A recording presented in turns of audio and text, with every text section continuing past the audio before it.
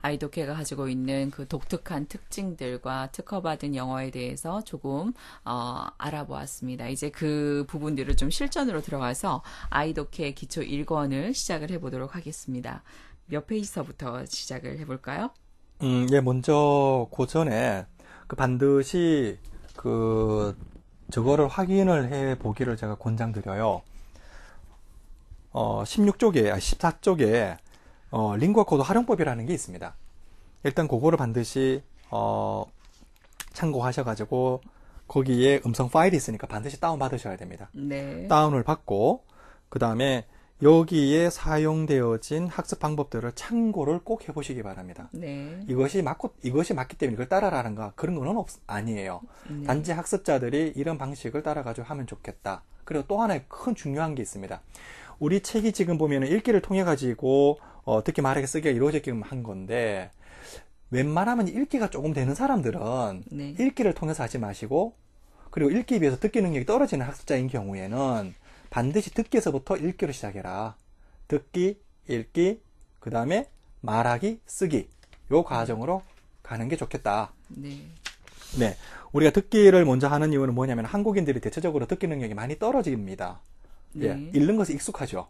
네. 그렇기 때문에 듣기를 통해 가지고 앞으로 아이독기 시리즈는 모든 거를 할 때 듣기, 읽기, 말하기, 쓰기. 네. 예, 쓰기는 제일 나중이에요.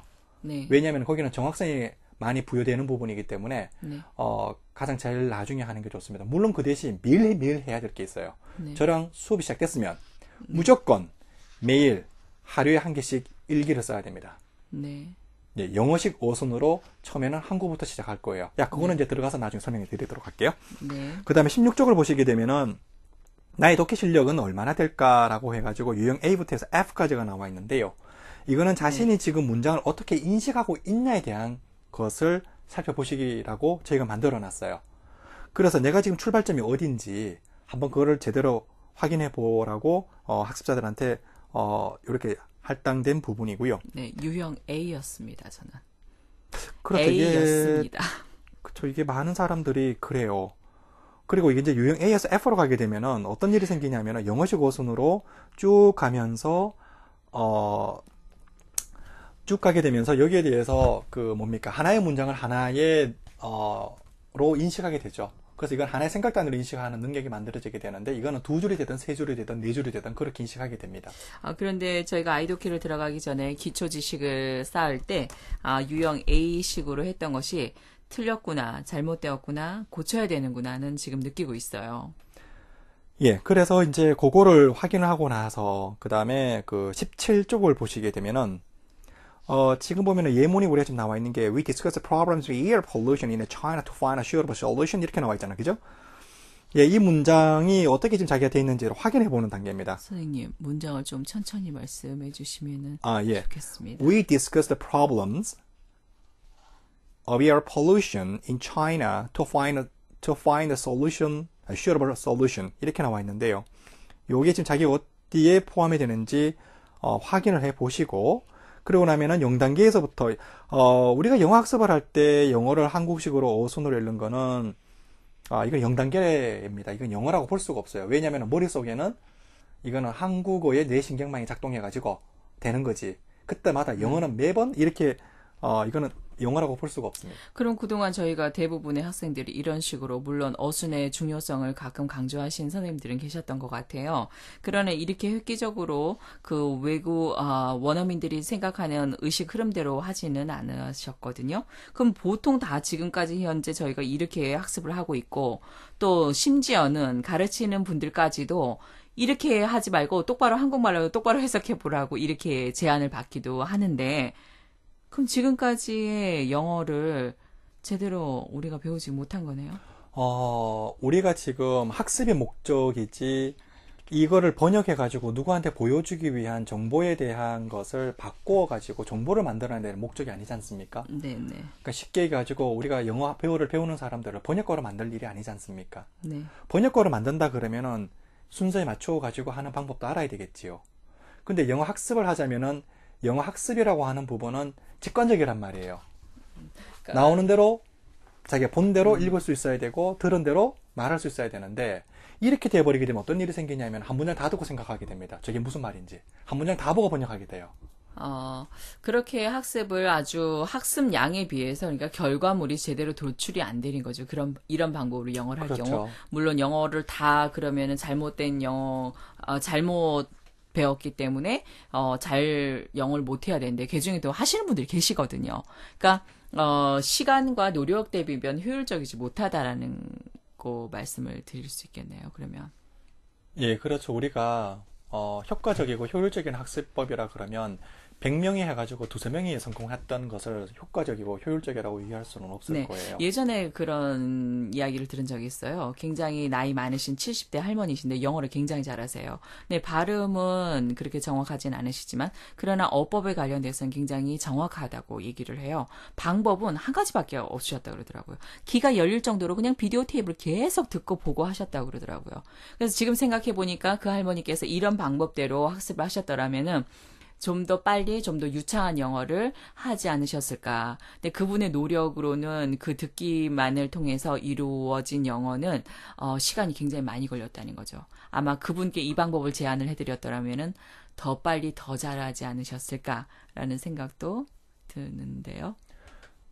예, 참고로 지금 뭐 초반부에서 좀 이야기가 좀 길어지게 되는데, 네, 죄송합니다. 하나만 더 말씀드리게 되면은, 최근에 제가 이제 한 메일을 하나 받았습니다. 네, 이 친구가 한국어를 가지고 영어식으로 일기를 쓰다 보니까 네, 이제 거기다 영어 단어를 얹게 되고 네, 그 다음에 이제는 영어를 영어식 어순으로 번역하는 게 눈에 익게 되고 영어를 한국어 어순으로 번역해 놓은 게 이제 눈에 거슬리기 시작했답니다. 네, 4개월이 지나고 난 다음에 이 친구가 자기 친구들은 영어 논술을 시험을 준비를 하고 있었는데 자기는 준비를 전혀 못했답니다. 네, 뭐 이건 좀 다른 얘기입니다만은 안타깝게도 그 친구는 학교 수업 시간에서 계속 잠을 잤답니다, 그냥. 네, 그리고 그 다음날 하루 딱 준비해가지고 그 다음날 시험이 있다는 걸 알고 주제만 정해가지고 갔는데 영어 논술 100점을 맞았대요. 네.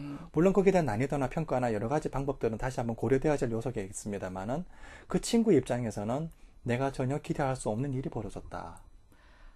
그게 하는 몸에 거거든요. 체화가 되면 우리가 한국말을 내일 우리 한국말 이제 논술 시험 볼게 하면 열심히 써보는 거 주제만 가지고 가면 한글을 모르는 게 아니니까 그냥 쓸 수 있잖아요. 그러니까 영어가 영어식 어순으로 체화되어져 있어서 그 친구가 그런 현상이 나온 거 아닐까라는 생각이 들어요. 예, 하여튼 뭐 그 얘기는 그렇고요. 이제 네. 넘어가서 이제 학습자들이 20쪽까지 한번 쭉 훑어보시기 바랍니다. 네. 네, 거기에 대해서 뭐 궁금한 사항이 있으면 게시판에 글 올려주시면 될 것 같고요. 네, A 단계의 어떤 특징을 가지고 있는지도 살펴보니까 네. 참 암담했습니다. 하지만 열심히 해보도록 하겠습니다. 예, 그 다음에 21쪽을 보게 되면은 뭔가 좀 벙찌는 것이 하나 나옵니다. 네. 문장은 기차다 이렇게 되어 있는데 네. 이 책을 우리가 이제 문장을 이미지화시키는 것이 사실은 뭐 대단하냐 라고 생각할 수 있는데 저희는 이미지가 화시켰다는 것을 제가 인정받은 건 아니에요. 네. 가장 중요한 거는 뭐냐면은 문장에 대해서 인식 요소를 되게 단순화했고 그리고 여기에서 이 5가지 요소 중에서 3가지만 제외하고 나면 2가지만 남습니다. 말을 할 때요. 여하간 언어를 더더욱더 효과적이고 효율적으로 할 수 있도록 했다라는 데에서 저희가 큰 의의가 있는 것 같습니다. 그래서 문장의 모든 요소들은 주어되는 기차처럼 주어되는 말하고 의미관계 맺어주는 말, 채워주는 말, 설명해주는 말, 첨가해주는 말이 5가지로 구성되어 있는데 기차를 표현한 걸 다시 한번 말씀드리게 되면 주어는 가장 중요하기 때문에 표현을 했고요. 네. 그 다음에 기관차로 표현을 했고 그 다음에 거기 지금 보면 의미관계 맺어주는 말에는 동사, 접속사, 전치사가 이 3가지가 영어에서 의미관계 맺어주는 말입니다. 실제로 문장에서 이걸 다 지워버리게 되면 문장의 의미관계를 파악할 수가 없습니다. 그래서 예대로 우리가 고리로 표현한 거는 뭐냐면은 기차와 객차를 연결해주는 그 연결어로 역할을 하기 때문에 이렇게 고리로 표현을 했고요. 그 다음에 채워주는 말에는 대표적으로 이제 보호에 관련된 것하고 그 다음에 목적어에 관련된 것 이렇게 표현이 되어 있고요. 여기에 용어에 대해서는 크게 신경 안 써도 돼요. 그냥 동사 뒤에 뭐가 오냐라는 거예요. 오는 녀석들만 표현해놨다. 이렇게 채워준다. 그럼 목적어 뒤에는 전치사 뒤에는 뭐가 오냐? 그럼 전치사 채워주는 말. 접속사 뒤에 뭐가 오냐? 접속사 채워주는 말. 이렇게 될 수 있을 것 같습니다. 그 다음에 설명해주는 말은 우리가 보통 영어에서 이제 이거는 깃발처럼 이렇게 꽂아주는 것들인데요. 뭔가 이거라고 표시해주는 거지요. 글 속에서는 뭐냐면은 이게 영어에서는 좀 어려운 기존의 문법 용어를 치게 되면 후치 형용사라는 표현을 써요. 네. 명사나 후치 형용사. 예, 명사나 명사구, 대명사를 앞에 두고 네. 뒤에 형용사, 형용사구, 형용사절 형태에 오는 것들을 얘기합니다. 요건 들어가서 얘기 좀 하겠습니다. 첨가해주는 말은 부사, 부사고 부사절로 이해하시면 좋을 것 같고요. 일단 넘어가 보겠습니다. 저희가 아이독의 그 기초 지식에서 문장은 기차다라는 부분에서 이 아이콘들을 설명을 해주셨어요. 사실 이 아이콘들이 어떤 그 그림만 그냥 시각적인 것이 의미와 연결이 안 되면 배척을 당할 텐데 정말 문장을 기차를 그려보니까 그려지고 또 의미관계에 맺어주는 말 양쪽으로 뻗어져 있는 이 팔들이 큰큰이와 같아가지고 양쪽에 놓여져 있는 주어와 또 채워주는 말을 아주 꽉 잡아줘서 연결을 해주는 의미관계를 맺어주는 그런 역할을 하고 있는 것도 느끼게 되고 또 설명해주는 말이 한 개, 두 개 연결이 되면서 점점 더 풍부하게 말을 할 수 있는 것과 또 첨가해주는 말이 적재적소에 쓰여서 우리가 아주 고급 영어를 할 수 있는 그런 거. 그래서 문장을 가지고 정말 기차를 그려보니까 기차의 길이가 길어질 뿐이지 아주 기본적인 틀은 그대로이더라고요. 네, 원리는 되게 단순해요. 그 원리를 이렇게 단순화시켜서 우리가 간단하게 볼 수 있도록 만들어주신 거 정말 대단하신 것 같아요. 네. 예, 그 다음에 22쪽을 보게 되면은 이제 시작합니다. Which order 해가지고 우리가 어떤 순서로 영어를 인식을 할까. 그래서 1, 2, 3, 4, 5, 6, 1에서 13까지 써놨는데 이란 이한이 있습니다. 네. 우리는 당연히 A라고 생각을 하죠. 그치요? 네, 네. 그런데 우리는 B한처럼 살아왔어요. 지금까지 공부를 해왔단 말입니다. 네. 그죠? 네. 예, 그리고 23쪽은 이제 영어 배울 순서를 읽기 이제 저희가 했던 내용들인데 간단하게 한번 나와봤습니다.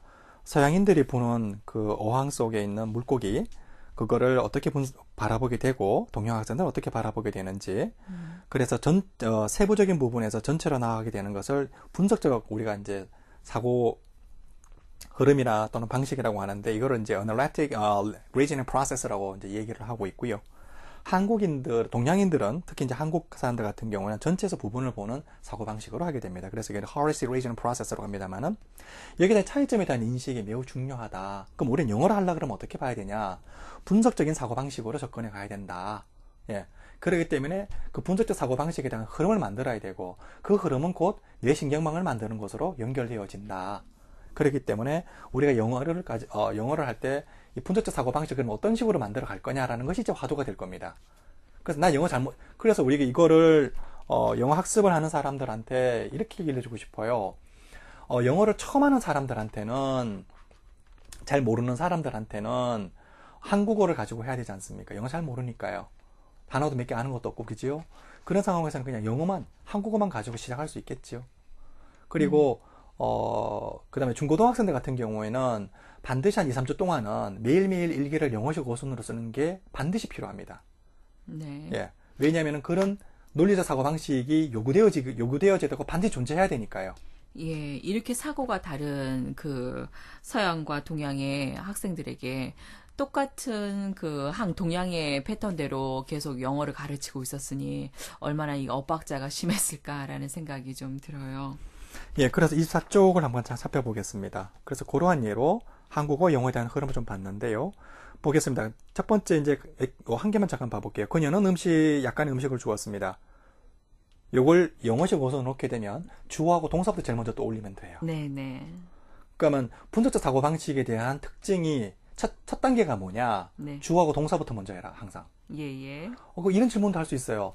부사가 앞에 나오는 경우도 있지 않나요? 어젯밤에 이런 식으로요. 어젯밤에 네. 나는 이런 식으로. 예. 그러나 영어를 학습을 할 때는 반드시 처음에는 부사를 절대 펴놓으면 안 돼요. 네네. 그 나중에는 그럴 수 있어요.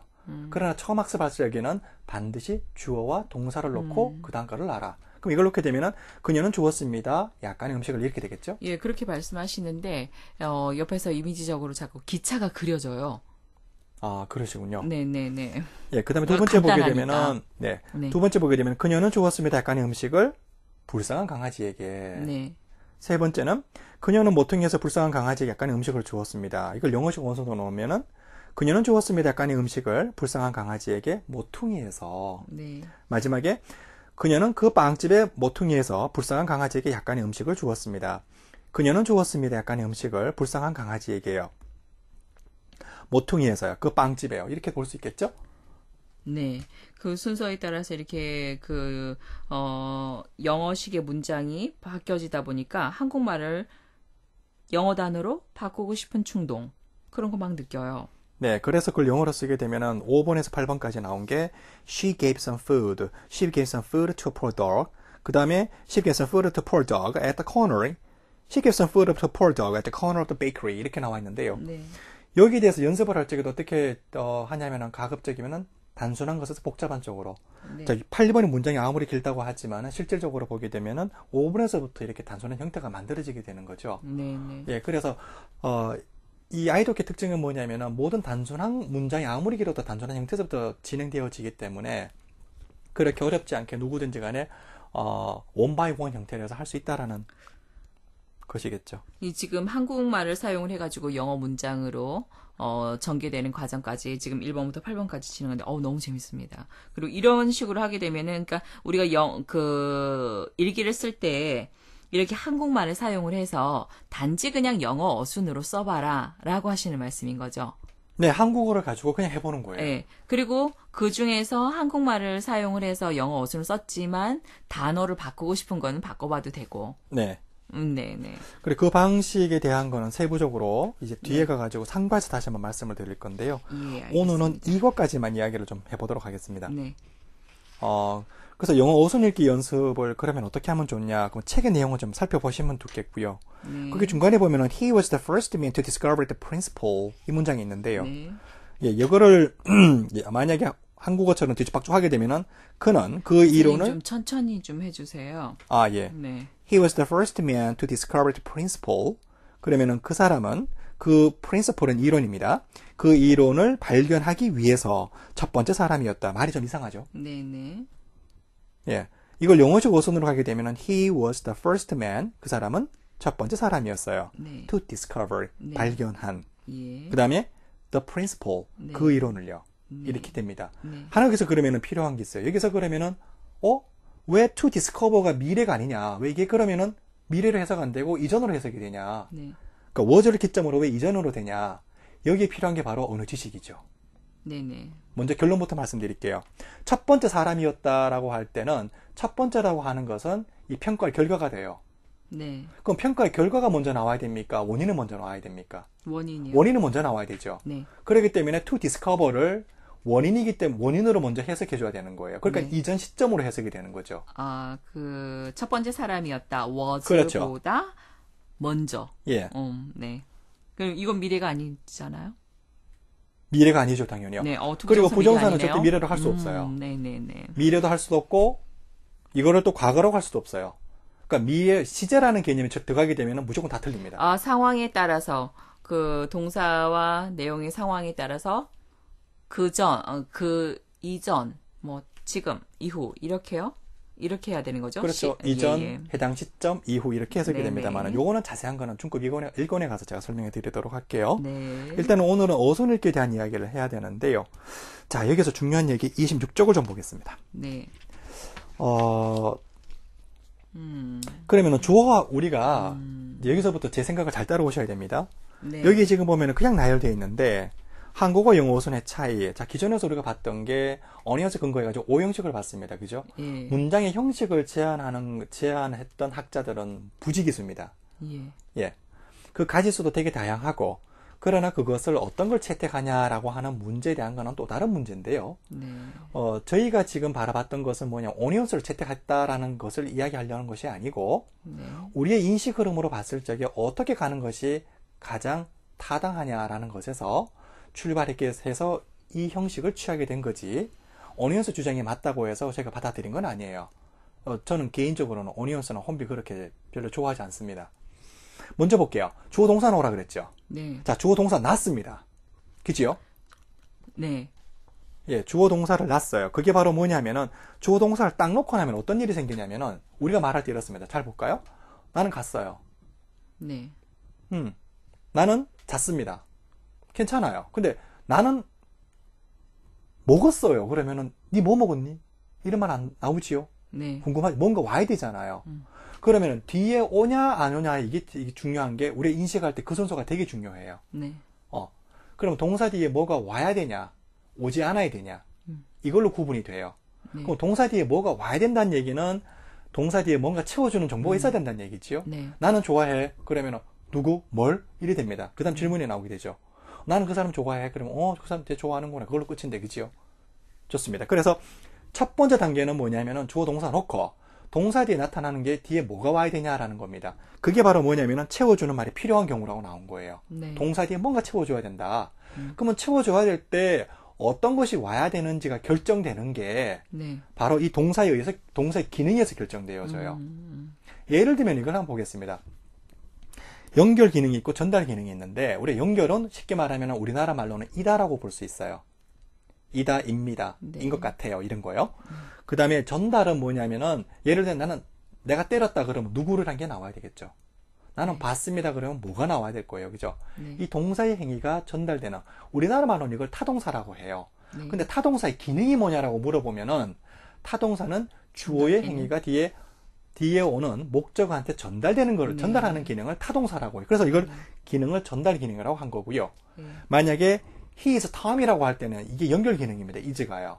네. 왜요? 그라는 사람이 연결되어 있다 지금. 네. 탐이라고 하는 이 내용과, 그래서 he is Tom을 우리나라 말로 그 사람은 탐입니다라고 해석을 하게 되는 거죠. 자, 요점은 뭐냐? 동사가 가지고 있는 기능에 의해서 결정된다라는 건데요. 자, 동사가 전달하는 기능의 뒤에 형용사 쓸 수 있을까요? I like happy라고 할 수 있을까요? 나는 좋아해. 네. 행복해. 뭔 소리죠? 말이 안 되죠, 한국말로도요. 나는 좋아해 라고 뭐르리라고 나와야 될 거예요. 그죠? 네. 예. 그럼 그런 경우에서 전달과 연결 기능에 따라 가지고 달라진다. 그럼 전달 기능인데는 세 가지가 존재해요. 뒤에 오는 게 하나냐, 두 개냐, 두 개인데 또 성격이 다른 거냐. 이렇게 해서 오늘날에 보게 되면은 3, 4, 5 형식이 전달 기능에 포함이 됩니다. 네. 그리고 이 연결 기능이라고 하는 것은 우리나라의 지금의 오니언스가 주장했던 거의 내용에 따르면은 이 형식에 근거해요. 네. 그죠? 네. A라는 거 A 이퀄 B다. 네. 그런데 A 이퀄 B다라는 것을 지금 눈여겨보시게 되면 단순 연결이 있고 상태 연결이 있어요. 네. 그 예문 볼까요? 그것이 우리의 목표입니다. 이거하고 그것이 우리의 목표인 것 같습니다는 의미가 달라요. 네. 그죠? That is our goal. That seems our goal. 즉 뭐냐면 is라고 하는 것은 단순히 여기서 지금 연결 기능 해주는 것밖에 없지만 네. 밑에 지금 인 것 같다라는 얘기는 이다라에 또 다른 의미가 들어가 있어요. 네. 그런 것 같다라고 하는 개인적인 생각의 견해일 수도 있고 아니면 잘 모르기 때문에 그렇게 이해할 수도 있는데 이거는 본문 들어가서 말씀드릴게요. 네. 그래서 그 표현을 달리 해줘야 돼요. 네. 이때 seems라고 나와 있는 겁니다. 얘도 연결 기능을 하는 거죠. 그러니까 우리가 문장의 형식을 그냥 1형식에서부터 5형식까지 이렇게 나누면서 뭐 자동사니 타동사니 이런 용어들을 썼는데 사실은 그거보다가는 지금 동사의 기능이 함축적으로 들어가져 있는 비전달 기능, 연결 기능, 전달 기능 이런 말들이 오히려 더 효율적인 게 많네요. 그 동사가 가지고 있는 용어 속에 동사가 가지고 있는 기능이 다 들어가 있으니까요.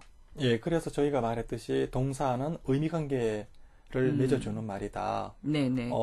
라는 말을 하게 된 거지요. 그러니까 의미관계를 맺어주는 말을 하는 그 동사가 거기 나와 있는 그 우리가 흔히 말하는 일형식의 문장이라고 하는 것들을 보니까 뒤에 연결되어지는 것이 별로 없어서 이 문장은 조금 단순하면서도 조금 유아틱한 표현인가? 라는 그런 생각도 들기도 해요.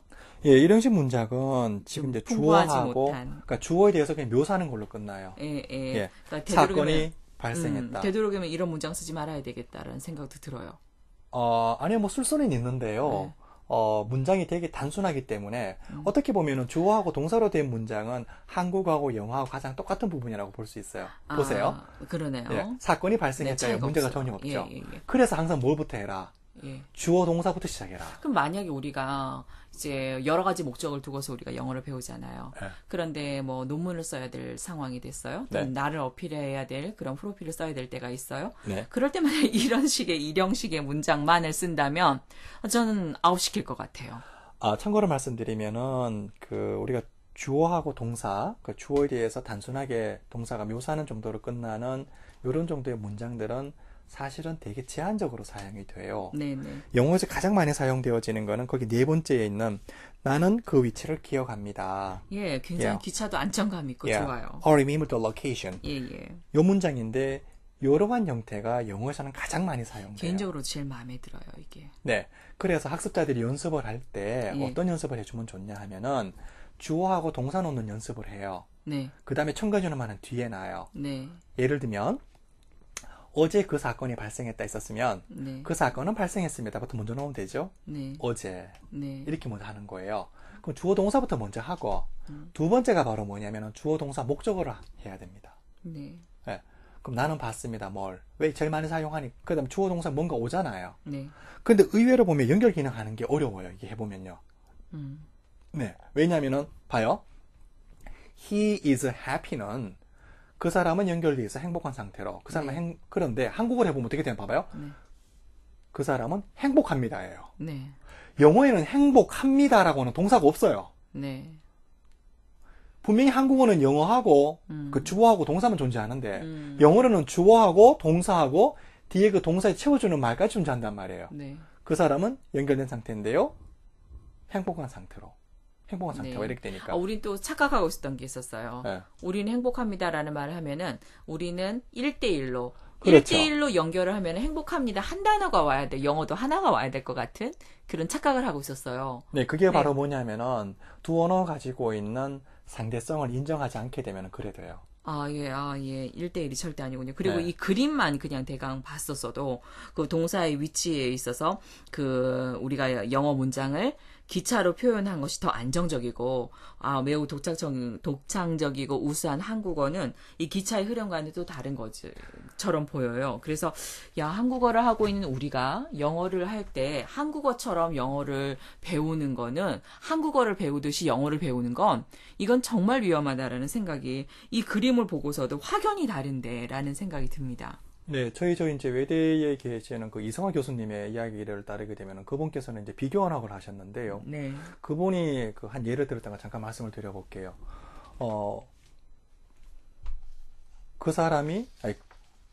그분이 네. 진지를 드셨다. 네. 그러면은 학습자는 이렇게 생각합니다. 그분 떠올리고, 네. 그 다음에 진지 떠올리고, 네. 드셨다를 떠올립니다. 네. 네. 드셨다. 네. 도대체 이게 뭐지? 리프트인가요? 네. 그죠? 그 다음에 네. 그 사람은 식사를 하셨습니다. 그러면은 또 그 사람은 식사를 떠올리고 네. 하셨습니다. 둘을 떠올립니다. 네, 네. 이게 무슨 말이 안 되는 그게 1대1로 대응되어지는 것도 있고 네. 그렇지도 않는 것도 있는데 가장 문제는 뭐냐면 한국인이 언어를 할 적에 뭐 한국인뿐만 아니라 다른 언어도 마찬가지입니다만은 그런 것이 1대1 대응이다라고 생각하고 딱 들어가 버리는 순간에 이제 모든 게 다 헷갈리는 거예요. 제가 옛날에 중학교 때 저도 마찬가지였습니다만 행복하다를 찾아봤습니다. 네. 사전을 오죽하면 동사가 있는지 없는지. 네. 왜냐하면 나는 행복하다. 나는 이 생각했죠. 행복하다, 행복했다면은 행복하다의 과거가 있을 거야 라고 생각했어요. 네. 없었습니다. 네. 이런 것들이 너무나 많아요. 예. 그죠? 예. 예, 걷고서 놀았습니다. 두 개잖아요. 그러고 보면은 이렇게 우리 지금 한국어가 굉장히 과학적이고 너무 우수한 말 같아요. 물론 우리 지금 영어를 배우려고 하고는 있지만. 네, 한국어가? 그렇죠. 분명히 우리나라의 다양하게 언어는 표현이 되게 되고. 뛰어나고 있는데, 네. 그러나 우리가 객관적 사실로서, 우리가 인정할 수밖에 없는 이유는 우리나라는 전 세계에서도 고리버 중에 하나다. 그 얘기는 뭐냐면, 이 그건 좀 안타까운 고리버를 현실인 것 고리버를 가진 사람들, 이 고립된 언어를 사용하는 사람들이 어려움이 뭐냐면은 상당히 그 상당히 이렇게 확산되어져 있는 그런 언어의 하나의 이렇게 통로에 포함되지 않기 때문에 완전히 다른 또 다른 뇌신경망이나 언어를 구현할 수 있는 그 뉴럴 서킷, 그러니까 신경회로가 요구되어지는 거죠. 네. 그렇기 때문에 그런 우리가 언어 능력을 형성하기 위해서는 사실은 다른 사람들에 비해 가지고 많은 노력이 따르는 건 사실입니다. 그렇군요. 네. 예, 그래서 이런 부분들이 이야기가 되어지는데요. 그래서 여기 지금 보면은 27쪽에 보게 되면 주어 동사 부사어가 하나 있습니다. 그죠? 네. 예, 첫 번째 문제 보면 사과들이 땅으로 떨어졌습니다. 연습할 때 어떻게 하시냐면은 사과들이 떨어졌습니다. 땅으로. 예. 항상 주어 동사부터 먼저 찾아라. 네. 예. 부사가 앞에 오든 뒤에 오든 신경 쓰지 말고 그냥 무조건 다 뒤로 다 보내라 그냥. 네. 네. 첨가해주는 말들 말이에요. 네. 네. 그래서 부사어, 첨가 이렇게 해놨습니다만은 그 똑같은 문장. 뭐 10번 한번 해볼게요. 당신은 사업은 아무 문제 없이 잘 될 겁니다. 그러면은 당신 사업은 잘 될 겁니다. 아무 문제 없이 이렇게 하면 돼요. 원래는 먼저 당신 사업은 될 겁니다. 잘 아무 문제 없이 이렇게 갑니다만은 네. 일단 여기 근거에서만 연습해 보시기 바랍니다. 네. 선생님 10번이 아니고 8번이죠? 8번입니다. 네. 죄송합니다. 잘될 것입니다. 예. 그 다음에 저 B번을 보게 되면은 주어 동사 목적어가 나와 있을 거예요. 네. 보면 나는 집 앞에서 예쁜 강아지를 만났습니다. 1번입니다. 그러면 제일 먼저 떠올릴 게 뭐다? 나는 만났다. 두 번째 또 떠올려라. 그렇죠. 그럼 뭐지 그 다음에? 동사. 예, 예쁜 강아지를. 그 다음에 집 앞에서. 그죠? 네. 예, 그러면 되겠죠. 그죠? 그럼 영어로 쓴다 그러면은 I made a pretty dog. 그죠? 네. In front of my house. 이렇게 되겠죠. I met. 나는 만났습니다. A dog. 네. 강아지를요. pretty dog. 네. 그러면 예쁜 강아지를 네. in front of my house. 그러면 내 집 앞에서 이라는 말이 되겠죠. in front of에 대한 것은 뒤에가 설명해 드릴게요. 네. 예, 이는 범주 아니고 front는 앞이고 그 앞이라고 하는 근거가 어디냐? 내 집이란 뜻이거든요. 그래서 집 앞에서라고 해서 지금 이렇게는 묶어놨는데 요거는 본문 가서 제가 자세히 설명해 드리도록 할게요. 우리는 그 사실을 뉴스를 통해 알았습니다. 우리는 알았습니다. 그 다음은 뉴스를 통해 그 사실을 우리는 알았습니다. 그 사실을 뉴스를 통해 이런 말이 되겠죠. 자, 그렇게 해서 8번까지 연습하시면 되겠습니다. 네. 오늘은 여기까지 하고요. 저희가 간접 목적어, 직접 목적어에 관련된 이야기들은, 네. 요거는 조금 뒤에 제가 설명을 좀 할게요. 일단은 여기서 지금 우리가 이제 정리해야 될 것이 하나가 있는데요. 네. 목적어라는 게 도대체 뭐냐? 이런 말 좀 하고 싶어요. 주어, 동사, 목적어가 뭐냐? 채워주는 말이요. 예, 채워주는 말, 그렇게 생각하시면 좋아요. 아, 네, 맞아요. 네. 근데 제일 중요한 거는 주어는 문장에서 가장 주된 정보를 갖고 있는 말. 네. 근데 한국어를 하게 되면은 은는이가로 취하고 있지만 반드시 조건이 붙습니다. 반드시 은는이가로 끝났다라고 해서 그것이 주어가 되지 않는다. 왜냐하면은 우리 앞으로 번역해 보면 알 거예요. 네. 그 다음에 이 동사 부분은 주어에 대해서 어떠한 내용이다라고 해서 설명해 주는 말이라고 보시면 돼요. 나는 어땠다. 나는 어땠다. 근데 제일 중요한 거는 얘 기능이 뭐냐라고 물어보면 의미관계 맺어주는 애다. 이라 알아두면 돼요. 네. 자, 그럼 목적어는 뭐냐? 그러면은 목적어는 그냥 채워주는 말인데 목적어가 동사 뒤에서 오고 동사를 채워주는 말이 제일 중요한 거. 나는 그 사람을 때렸습니다. 그러면 내가 때리던 행위가 전달됐죠. 네. 나는 때렸습니다. 그 사람을 영어로 이렇게 되죠. 그죠? 네. 그렇기 때문에 동사의 행위가 전달되는 대상체. 예. 주어의 동사 행위가 전달되는 대상체. 네. 그게 목적어예요. 네. 네. 예. 내가 I love you 그러면은 나는 사랑합니다 당신을. 그러면 내가 사랑한다는 행위가 그 사람한테 전달되는 대상체가 되는 거지요. 네. 그지요? 네. 그래서 목적어는 주어의 행위가 주어의 동사 행위가 전달되는 대상체. 그렇게 알아두시면 좋을 것 같고요. 부사어에 대해서는 그냥 쉽게 하나만 말씀드릴게요. 영어에서 부사는 가장 쉬우면서도 가장 어렵습니다. 그러나 지금은 가장 쉽게 접근하는 게 좋아요. 그래서 우리가 adverb라고 할 때 ad라고 하는 것은 덧붙여주다는 말이고 verb는 동사가 아니고 word라는 말이에요. 그래서 더해주는 말이라는 성격을 가지고 있습니다. 예, 그래서 요거를 기존의 용어에 따르게 되면 더해주는 말이구나 라는 정도로만 알아두시면 좋을 것 같아요. 네. 물론 앞으로 학습을 하실 때 요거는 크게 한 3, 4단계로 나누어 가지고 다시 한번 접근해 가야 될 것 같습니다. 네. 일단은 오늘의 수업은 여기까지 정리하고요. 왜냐하면 뒤에 간접 목적, 직접 목적 이 이야기하고 오형식에 대한 이야기는 상당히 좀 복잡합니다. 네, 일단 이렇게만 좀 잠깐 얘기하고요. 하나 더 말씀드리면 지금부터 일기를 써라. 네. 라는 거고 일기 쓰는 것이 잘 안 되시거나 연습을 하실 분들은 어떤 걸 참고하시면 좋냐면요. 우리 그 링구아 코드라고 하는 카페에 네. 가장 낮은 수준의 동화책이 있습니다. 네. 한글로 된 거예요. 네. 그거를 영어식 어순으로 써보는 거예요. 그것도 좋겠네요. 예, 그래서 가장 단순하고 가장 쉬운 동화책을 가지고 영어 어순으로 써보는 것도 매우 도움이 많이 됩니다. 네, 예를 들면은 토끼들이 들판을 향해서 뛰어갔습니다. 하면은 토끼들이 뛰어갔습니다. 들판을 향해서. 네. 이러면 돼요. 네, 네. 예. 그래서 항상 주어동사부터 먼저 놓는 연습해라. 왜? 이거는 한국어에도 있는 거기 때문에 누구든지 다 할 수 있어요. 주어동사 놓고 잠시 생각해봐라. 이거예요. 그래서 오늘은 주어동사, 목적어, 그 다음에 주어동사 첨가해주는 말, 주어동사, 목적어 첨가해주는 말. 요 정도만 가지고 연습을 해봐도 충분할 것 같습니다. 네. 오늘부터 일기를 쓰거나 쉬운 동화책을 한국어를 영어 어순으로 바꿔보는 것을 당장 실천해 옮겨보도록